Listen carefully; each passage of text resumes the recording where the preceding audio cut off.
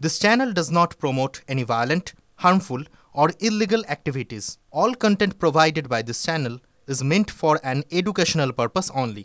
রাজনৈতিক নেতাদের দুটো জিনিস আছে জানেন তো, নিয়মিত তারা টাইম টু টাইম বক্তব্যগুলো বদলে ফেলেন, আর দুই, নিজেদের প্রয়োজন মতো এর ওর তার থেকে বক্তব্যগুলো ধার করে ফেলেন। অনেকদিন ধরে দেখছি তো, আজকে ঠিক করলাম আমরাও এটা করবো জানেন তো। একটা ট্যাগ লাইন তাই একটু ওই বামেদের থেকেই ধার করে নিলাম, মনে হবে না কিছু। এরকম স্লোগান টোগান ইদানিং তার কোনো কপিরাইট থাকছে না, এর থেকে ও নিয়ে নিচ্ছে, কার যে কোন স্লোগান সেটাই মিলেমিশে এক হয়ে যাচ্ছে।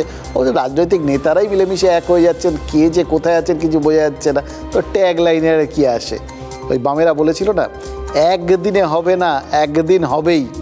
এটা তাদের নিজেদের ভবিষ্যৎ সম্পর্কে বলেছিলেন, কিন্তু আজকে আমরা বরঞ্চ এটাকে আমাদের অ্যাঙ্গেল থেকে দেখি, মানে সাধারণ মানুষ, সাধারণ মধ্যবিত্ত মানুষের অ্যাঙ্গেল থেকে দেখি। দেখুন, আমরা এই মধ্যবিত্তরা আমরা সারা বছর ধার দেনায় বেঁচে থাকি, এটা তো মানবেন প্রত্যেকেই। দেখুন, ফ্ল্যাটের ইএমআই থাকে, তার বা যাই হোক, ফ্ল্যাটের ইএমআই যদি নাও থাকে, কজন আর নিজের ফ্ল্যাট কিনতে পেরেছে?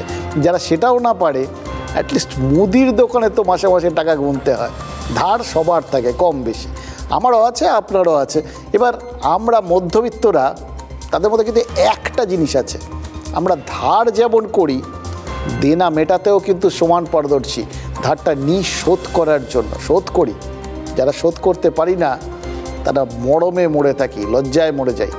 এই যে ধরুন, এবং সব থেকে বড় কথা, মিটিয়ে দিই, কোথাও ধার বাকি রেখে দিই না আর কি, কোনো না কোনো সময় ঠিক কোনোভাবে মিটিয়ে দিই।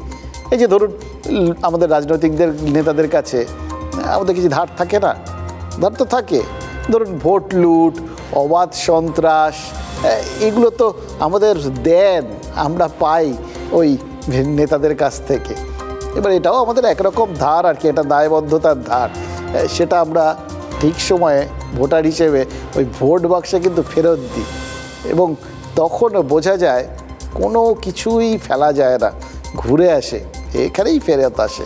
ওই বলে না, এক জন্মে কর্মা যা হয় তার ফল ভোগ করে যেতে হয়, সেরকম ব্যাপার। মনে করে দিই আপনাদের, বামেদের কথাই বললাম, বামেদের দিয়েই আপনাদের মনে করাই। নন্দরানী ডলের কথা মনে আছে তো? 2001 সাল মমতা বন্দ্যোপাধ্যায় বলেছিলেন, কেশপুরই বামেদের শেষপুর। সেবার কেশপুর বিধানসভা থেকে নন্দরানী ডল জিতেছিলেন 1,08,000 মার্জিনে। আর ঠিক 10 বছর পর ক্ষমতা হারায় বামেরা। ক্ষমতা হারানোর পর নন্দরানী ডলের ওই জয়ের মার্জিনটা নিয়ে অনেক বাম নেতাই মনে মনে সংশয় প্রকাশ করেছিলেন, বলেওছিলেন অনেকে যে মার্জিনটা বোধহয় ঠিক ছিল না, ঠিক হয়নি। এবার সেই একই জিনিস অন্য জায়গায় ফেলে দেখুন।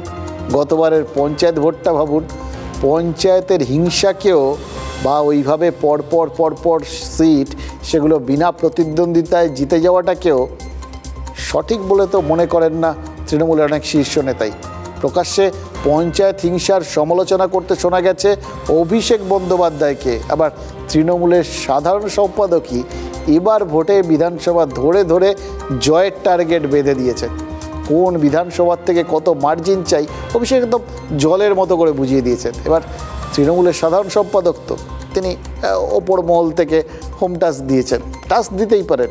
তৃণমূলের নেতাকর্মীরা হাতে কলমে সেই কাজ করতে গিয়ে কি বুঝছেন? তারা হয়তো ভাবছেন যে টার্গেট তো পূরণ করতেই হবে, কিন্তু যা দেখা যাচ্ছে সোজা পথে চললে হয়তো টার্গেটে পৌঁছানো যাবে না। সুতরাং তারা তাদের মতো করে সেই টার্গেট পূরণের রাস্তাটা বেছে নিতেই পারেন। এই যে ব্যারাকপুর লোকসভা কেন্দ্র, তার মধ্যেই পড়ে আমডাঙ্গা। আমডাঙ্গা একটা ক্যারেক্টার আছে জানেন তো, আমডাঙ্গা বরাবর শক্তের ভক্ত, নরমের যোগ।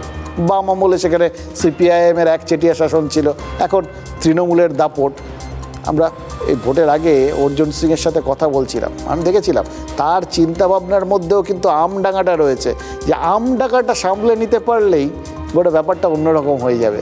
এবার তার তো লড়াইটা কঠিন তিনি জানতেন, কিন্তু তার মাথায় আমডাঙ্গা। এই আমডাঙ্গার ধারাপাড়ার মানুষ গত 10 বছর নাকি ভোট দিতে পারেননি। তাদের কি দাবি জানেন? তৃণমূলের ধমক ধামকেই নাকি বুথের দিকে পা ফেলতে তারা এতদিন সাহস পাননি। কিন্তু আজ ধারাপাড়ার মানুষ তারা মনে হচ্ছে ধরাকে সরা জ্ঞান করেছেন। কেন্দ্রীয় বাহিনী আর পুলিশের আশ্বাসে 10 বছর পর তারা ভোট দিয়েছেন। এর তাৎপর্য কিন্তু অনেক। এই প্রথম এবার লাইন দিয়ে দাঁড়িয়ে ভোট দিচ্ছি 10 বছর পর। হাসিটা গণতন্ত্রের, হাসিটা ভোট দিতে পারার, হাসিটা আসলে 10 বছর পর গণতন্ত্রের উৎসবে সামিল হওয়ার। সুন্দর ভোট হতো আগে, 10 বছর আগে। লাইনে দাঁড়িয়ে ভালো লাগছে, বাধা দিচ্ছিল আসতে দেওয়ার জন্য। আমডাঙ্গার উলুডাঙ্গার ধারাপাড়া। অভিযোগ সকাল থেকে শুরু হয়ে গিয়েছিল ম্যান টু ম্যান মার্কিং, যেমনটা হয়ে থাকে আর কি। মার্কিং হলো বটে, সঙ্গে ঘটল পাল্টা মার্কিংও, যা করে দেখালো পুলিশ আর বাহিনী।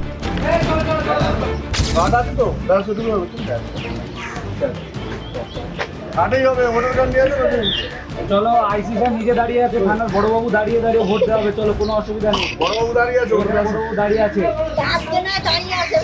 কালকে আবার আসবো তোমার জন্য, কি হয়েছে তুমি জানাবে। শুধু পুলিশই আশ্বাস নয়, চলল বাহিনীর পদক্ষেপও। हम वोट के लिए आए और किस लिए आए हैं? कोई किसी को आंख ना दिखा सके। हमारा काम क्या हो? उस नाम आदमी का नाम बता कि ये आदमी हमको रोक रहा है। हम लोग किस लिए? चल हमको लेके कौन रहा है?